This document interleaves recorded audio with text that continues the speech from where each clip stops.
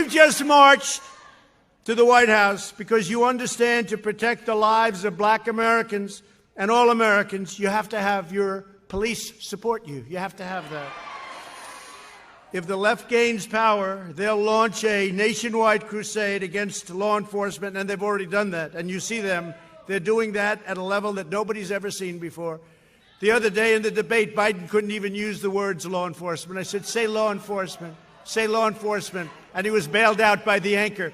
Then I said very simply, I said, name one law enforcement group that's supporting you. He couldn't do it. But he was bailed out by the anchor. Second time bailed. He got bailed out by that anchor a lot. Donlan joins us on the phone with the very latest. Joe, you've seen everything.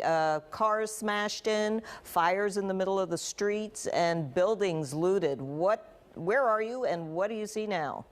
I'm back home right now in the Streeterville area, and it has been a wild night. The things had broken up to the point where I felt like it was probably good to get out of there at that point, too, but it was definitely wild. I picked up a group at the Wrigley building at about 7:30, and police had sort of blocked them at the river and forced them to head toward the lake, which is where they crossed the Columbia Bridge and then up onto Upper Wacker. And that's when they headed toward the Loop, where most of the action was tonight, mainly around State and Lake. And that's where some of these car fires were that you mentioned.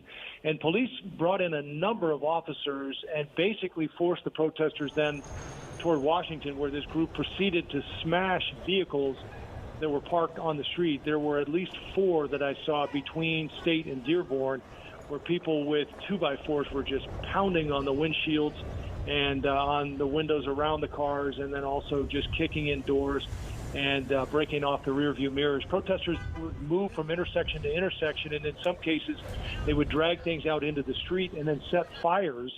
And as you mentioned, there were a number of storefronts that suffered broken windows. As I was walking back through this area, I noticed several of them as I retraced my steps where the entire gigantic storefronts, the windows had all been smashed out.